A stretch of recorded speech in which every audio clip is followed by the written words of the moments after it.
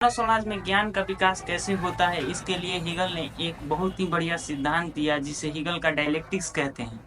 Hegel ने ये कहा कि मानव समाज में ज्ञान का विकास प्रतिस्पर्धा यानी आपसी संघर्ष से होता है। विचारधाराओं के आपसी संघर्ष से ज्ञान का विकास होता है। चलिए इसे कुछ एग्जाम्पल से समझने की कोशिश करते हैं।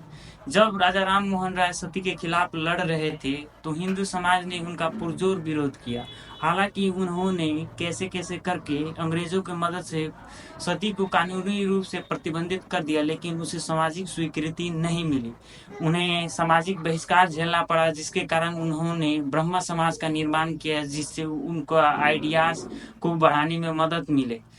जब प्रॉफेट मोहम्मद अरब के पेगन कल्चर के खिलाफ काम कर रहे थे, उनके बुराइयों से लोगों को अवगत करा रहे थे, कह रहे थे कि इसे छोड़ दो, ये मनुष्य को दुख देने वाली व्यवस्थाएं हैं, इसको चेंज करना जरूरी है। तो अरब के पेगन्स ने उनके खिलाफ साजिशें रखी, उनको मारने की कोशिश की, उनको अपने घर से निकाल दिया। जब बुद्धा देख रहे थे कि अंधविश्वास पाखंड समाज को बहुत ही बुरी तरह से पीड़ित कर रहा है, दुखी कर रहा है लोगों को दुखी करने का एक बहुत बड़ा कारण, तो उन्होंने एक नई व्यवस्था बनाने का कोशिश किया जिसे बुद्धिज्म कहा जाता है।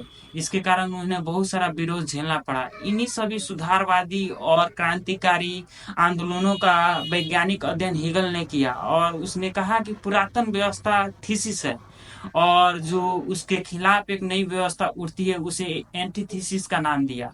और इन दोनों के आपसी संघर्ष से एक नई व्यवस्था पैदा होती है जिसे उसने सिंथेसिस कहा। सिंथेसिस भी कुछ समय बाद पुराना हो जाता है, यानी पुरातन व्यवस्था में बदल जाता है और फिर उसके खिलाफ एक एंटीथीसिस आता है और ये चक्कर ऐसे ही चलता रहता है और ऐसे ही मानव सभ्यता में ज्ञान का विकास होता है और इसे ही हेगल का डायलेक्टिक्स कहते हैं।